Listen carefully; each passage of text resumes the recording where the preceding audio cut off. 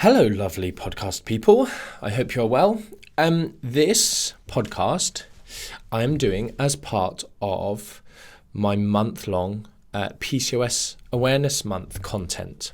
So it's actually, I didn't plan on doing this, but the amount of, I've done a few initial posts on PCOS and mentioned dairy, and there's just, I think dairy is an emotive topic.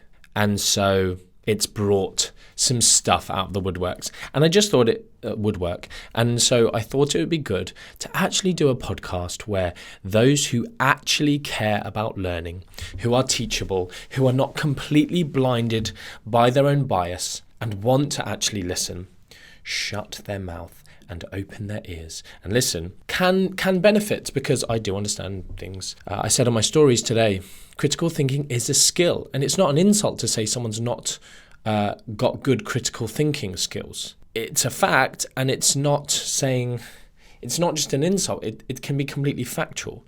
If you just go like, you're ugly, like that's just mean. Beauty is in the eye of the beholder. So, that's a subjective thing. If someone's not good at critical thinking, it's a skill that requires practice and learning, and some people are better than others, naturally because of whatever they've dealt with in their life or their own biases, etc. And maybe you're stronger at critical thinking in some areas of your life and not good at others. But anyway, I wanted to take the time to discuss PCOS and dairy specifically. And because there's more scope here for me just to chat, because there's so little research in general in PCOS. It's a big issue. And therefore, you need to maybe try and extrapolate data from other areas. But what we can do is at least squash some of the rubbish information, which, I'll throw this one out there. The fact that instantly on my post, I have some moron going, I call her a moron because she posted going instantly, I hate this, okay? A little thing about me. And just in life, if you start a sentence with but, so even with my staff, I talk about this in terms of communication. If you're talking to someone and your response to them starts with the word but, it immediately shows a lack of understanding of the other person's position. Because you're instantly just going, but I'm going to provide something contradictory to what you've just said. You're not showing them, even if you have heard them, you're not showing them. This is part of being an excellent communicator. You're not showing them that you're hearing them, that you're listening, that you're taking their point of view on board. Anyway, so we always discuss this in meetings. Well, not always. We have done. And so this individual started, but I've just made a factual statement that there's about the evidence, but blah, blah, blah, blah, blah. I recommend that people should use food intolerance testing. So I just replied, I'm not sure if you're or what your qualifications are with regards to making recommendations, or are you qualified to make recommendations, ? Or what are your qualifications? I said something like that. And then I said, I'm just actually responding to you because you've written a lot of stuff here. It was a long old post about inflammation and thyroid and blah, blah, blah, all textbook pseudoscience stuff. But, I wasn't nasty to her. I just sort of said, I'm just commenting so people can see that not to listen to this comment because there's misinformation here.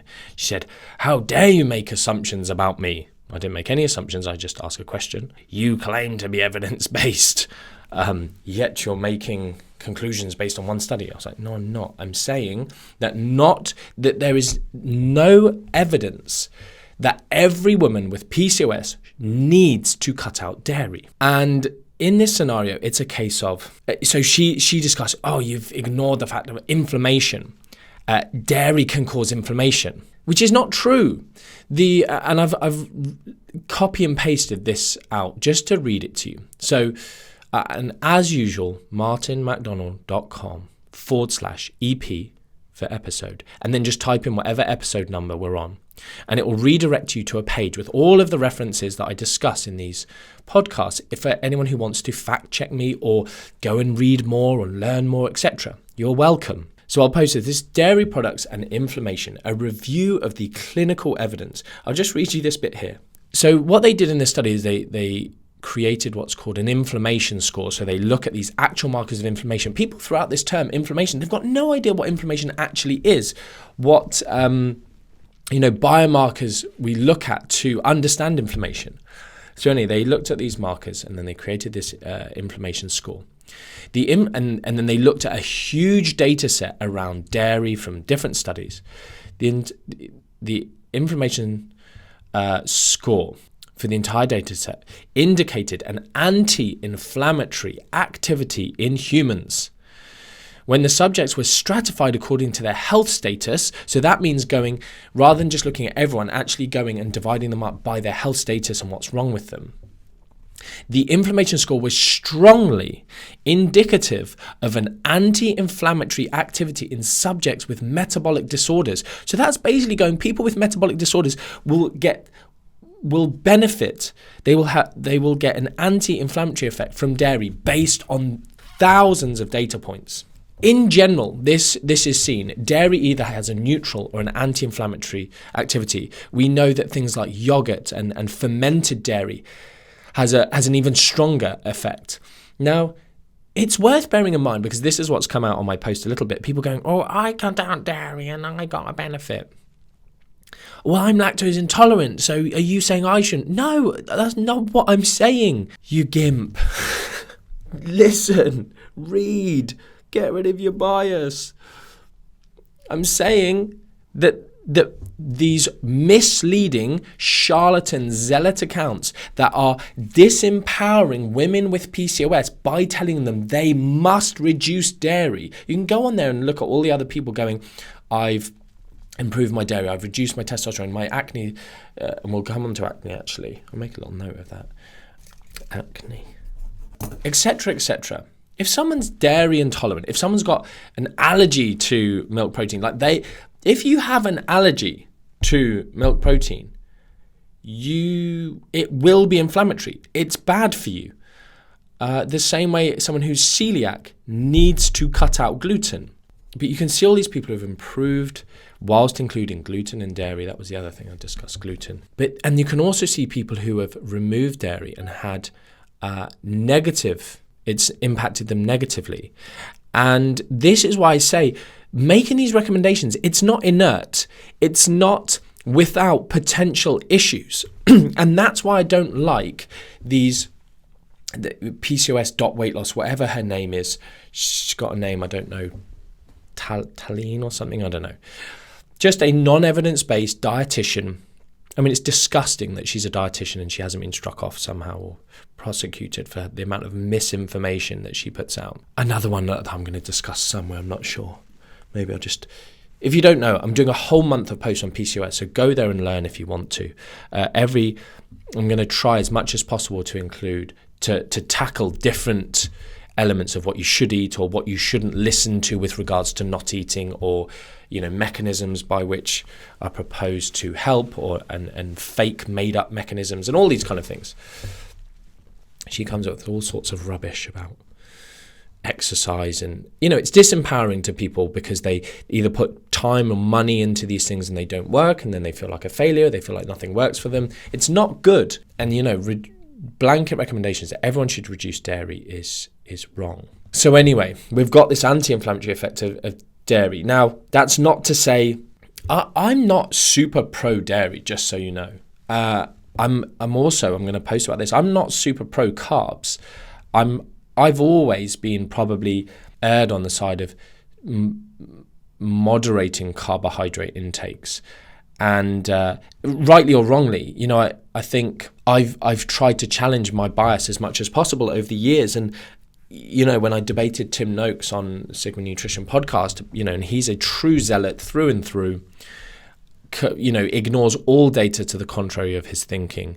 And I ended up sounding like I was pro-veganism because I mentioned these diets, these vegan diets, these plant-based diets, these high carbohydrate diets that had shown to improve insulin sensitivity and, help type 2 diabetics with their blood glucose control, etc. And I was challenged by those studies, but I've got no skin in the game. I'm not here to sell you a product or a book or these kind of things.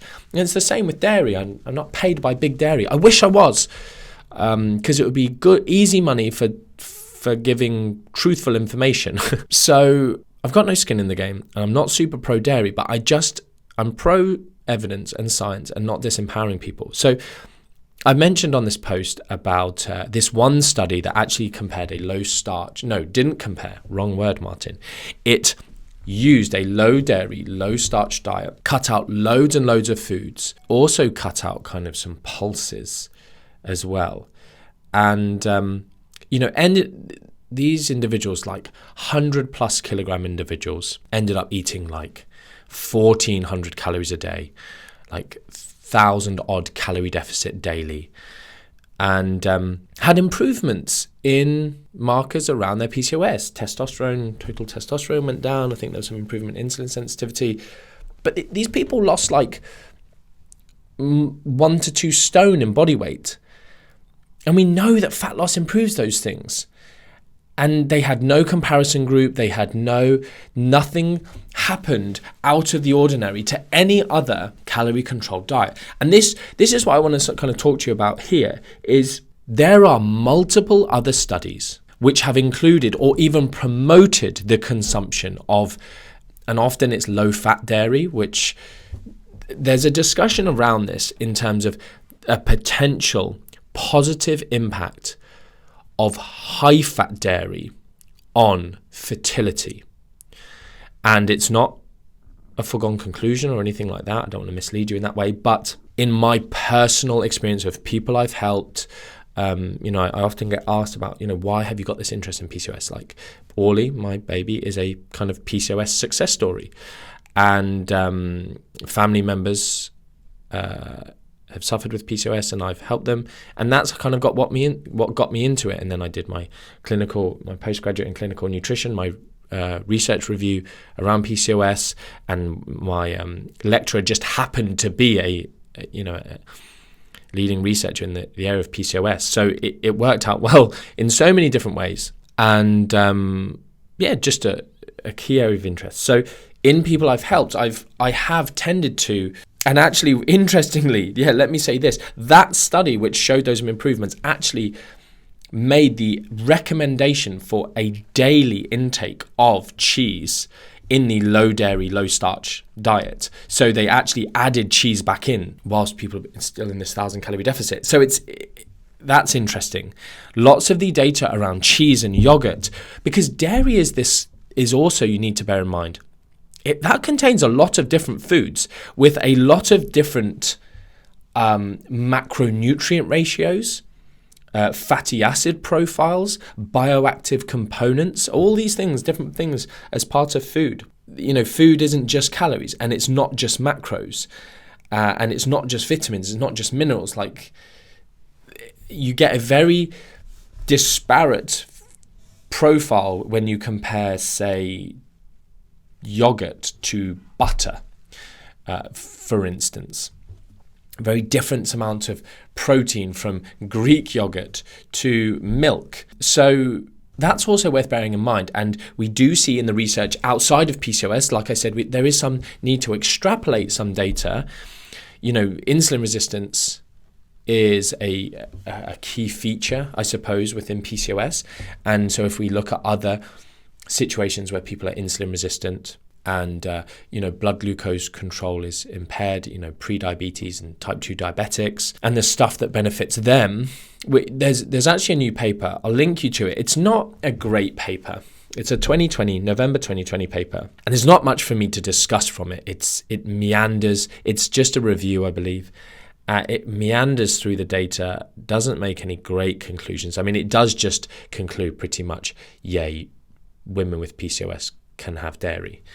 And it's always just nice. It's like I think there's one other weird study, cross-sectional descriptive study around dairy. It's a bit weird. I'm not even going to link you to that one because it found a association, a negative.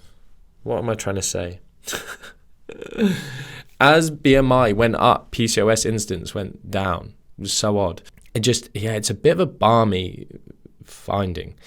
And I was trying to kind of have a think of why was it to do with muscle mass in individuals and these kind of things. Anyway, that's another area is like we know that higher protein intakes can be helpful. Now, what's interesting is in lots of the PCOS research, they never seem to measure, or they often don't measure body composition. They just measure body weight. Now, obviously, lots of you will know that there are issues with that because you bump someone's protein intake up and they might gain a little bit of muscle and lose a little bit of fat, and then weight loss is not different. And you do see that often, actually. I'll link you to a study. Trying to think more about that study. Essentially, they had, I think it was a low glycemic index study, as well as elevated protein intake, and and also calorie restricted. They saw no difference in changes in body weight, but there was a trend and quite dramatic absolute differences in the waist circumference after the diet between these women with PCOS. And there was a significant difference in improved insulin sensitivity in the high protein group, which does relate often to central abdominal obesity, whatever you want to call it, fat accumulation. And all the other data that we have around protein intake and it benefiting weight loss and body composition and satiety and those kind of things. So I probably will try and tackle the lean PCOS phenotype. So, it's worth saying that if you're not aware, not all women with PCOS have high body fat levels, and you can improve PCOS without specifically targeting, maybe not completely, but you can. There's other ways just through than purposeful weight loss as ways to improve your PCOS, like supplements, like I obviously mentioned inositol. Often the industry is rife with inositol recommendations because of me. Well done, me. Thank you very much. You're welcome. And that's nothing to do with weight loss particularly. And so anyway, where was I? Higher protein intakes. Lots of the research doesn't show a big difference in weight loss with higher protein intakes, specifically in women with PCOS. But they are kind of always shorter term studies. And I talk about this as well as protein isn't super important for fat loss. People kind of go, you need to hit your protein and your calories. No, you don't. Just hit calories. As long as you're in deficit, you'll lose body fat. And you don't need to hit whatever magical figure someone is giving you. It might help you with sticking to your calories. But if you're not struggling with that, you don't need to freak out about protein intake too much. But there is also some women with PCOS specific research on, and the reason I'm talking about protein, is obviously because dairy is a key source of protein in lots of people's diets, especially vegetarians. But that's not to say that, people who don't want to eat meat and fish regularly or all the time or with every meal, dairy is another great source for bumping it up or just as a replacement for meat and fish, etc.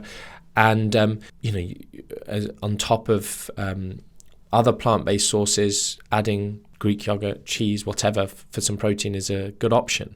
So this is why I'm kind of going, I don't want everyone to think they need to cut out dairy, because it might help you achieve what you need to achieve. But there's some interesting research on the psychological impacts of elevated protein in women with PCOS, and markers of I can't remember this scale they used. It's got some funny name. It's not one that's commonly used in research, but basically reduced depression and improved self-esteem. Now, interesting in those studies, whether that's something to do with body image or that's just with regards to, the self-esteem or what, these are statistically significant differences that we're seeing with these higher protein intakes in women with PCOS versus control diets. So it's another reason not to just throw the baby out with the bathwater, as it were. So anything else to say on this? So the other thing to say when we're extrapolating data from other areas to help us understand, dairy is generally associated with better weight loss when it's done alongside energy restriction. So you have two groups of subjects trying to reduce body fat. You put them both on energy restricted diets, but you emphasize dairy in one of their diets, and they tend to do better. You retain more lean muscle mass, you lose more fat mass. And people discuss why this is. Is it the vitamin D? I don't think so. Is it the calcium? Is it the magnesium?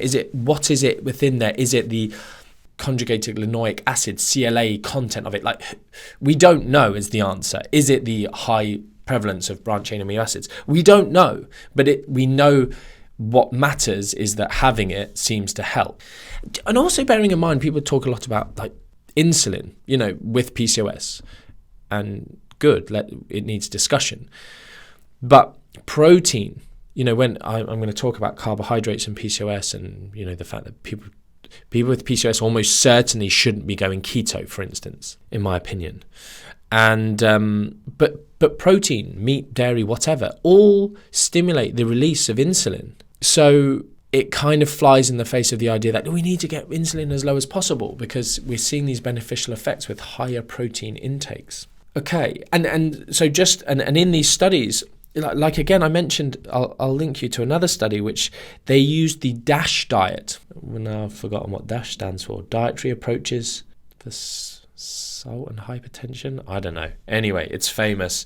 I haven't bothered to learn what the acronym is recently. But anyway, it's not something I particularly rate because I don't know. Maybe that's a old view of mine that's just I've harbored, but it's more just this idea that there's some fancy special diet for reducing blood pressure, and really people just lose weight and eat better, and then their hypertension improves, and they make these recommendations around salt, which I don't think are really necessary. But again, they are promoting whole grains, things that contain gluten, and they promote the consumption of low-fat dairy. And these individuals are improving PCOS, like markers of, so not just weight loss, like that isn't, weight loss, great if someone wants to lose weight and they feel like that's something they want for them and for their body image and all that jazz. But what we really want to see is improvements in PCOS and health and these things, and improvements in insulin sensitivity, reduction in androgens, which, might help with acne or facial hair growth in women, all these things that PCOS sufferers deal with. And these improvements are being seen in diets where they specifically tell people to consume dairy, low-fat dairy, whatever. And we're seeing no extra benefits from cutting it out. That's what I'm getting at here. So if as an individual you feel like you don't tolerate dairy well, it makes you bloated, you don't like it, whatever, great, you can remove dairy, but don't think that there's something magical going on there. People then talk about hormones, like, oh, what about the hormones in dairy? What about the growth hormones in dairy? If you look at the data on this, the idea that we're getting, they've actually done this, like pregnant cows' milk, because they're higher levels of estrogen, estradiol, and the amount that's actually then in the milk, and then the amount that actually as a human we can then absorb. It's ridiculous.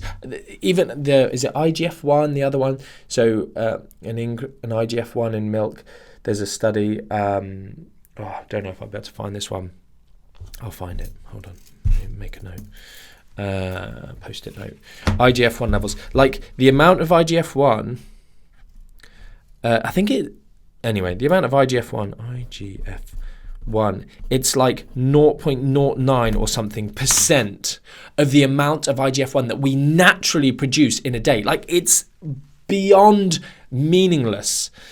But people still make these statements, and the layperson can get confused and hear things and find a study. Oh yeah, it does seem like there is some in there, but they don't go to the degree of actually understanding the physiological impact of that. And yeah, like ruminant growth hormone, like it's not used much in cattle, and it doesn't make it into the milk. And again, the estradiol, the estrogen, it's so small. Okay, so there's not a lot of data there, but there are good reasons to consume it. And sorry, I'm going to finish on this. There is a very, very small, if not just one paper on high dairy consumption. I think it's just observational, and the prevalence of acne. And if you as an individual reduce your dairy intake and you find your acne improves, great, good for you. I'm super, super happy that, because there isn't a lot of data to say it, and it doesn't help everyone. I used to suffer with acne really badly on my chest and back, had medication for it, etc. I think I talked about this in my complexion podcast. And I have dabbled with low and higher dairy intakes, etc., to see if it helped me. And it just doesn't seem to make any meaningful difference, which is annoying for me. I'm fortunate now that my complexion is much improved, but I am someone who I deem to be reactive to stuff. So, but in some individuals, they really find. This is regardless of PCOS, by the way. So, if you are genuinely lactose intolerant and you find it gives you bloating, again, you get these zealots like Mark Hyman saying 75% or 90% of the world's population is intolerant to dairy. Like, it's not true. He's just making crap up. If we look at actual data, it's something in the region of 15% of Europeans, for instance, European ancestry individuals might be intolerant. If you're of African ancestry or Asian ancestry, that does go up. But it's important to make those distinguishing,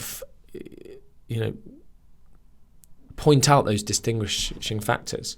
So yes, if you want to try reducing dairy, but then just bear that in mind. You're going to be reducing your protein intake. You're going to be reducing your intake of other things, like calcium being like the poster nutrient that will be reduced. But also this idea that dairy fat, if you are someone with PCOS and wants to improve fertility, like you've got this, aesthetic goal, wanting to reduce your acne, but also you want to get pregnant and have a baby. Which is a cool goal. So swings and roundabouts there in terms of what you do. I would recommend going down the yogurt route, because it's seemingly a little bit of cheese tastes nice, yogurt, because seemingly, and especially again, there's research around probiotics, which we often find in, Greek yogurts, being beneficial for PCOS. So yeah, it's just this idea that blanket recommendation removing dairy, it's bad, it's negative, it shouldn't be out there, and it needs to be squashed. Cool. Right, I'm going to leave it there. That's sort of short and sweet, sort of helpful, I hope. Squash some myths, giving you some food for thought and some stuff to go away and do. Get some real Greek yogurt, not Greek style, by the way, real Greek yogurt, with added bacterial cultures, and add that to your diet for some protein, some satiation, some possible other beneficial things will go on there. And yeah, cool. Hope you enjoyed that. Thanks for all your reviews of the podcast, enjoying them. And go have a look on my Instagram for more on PCOS in the month of September. Much love.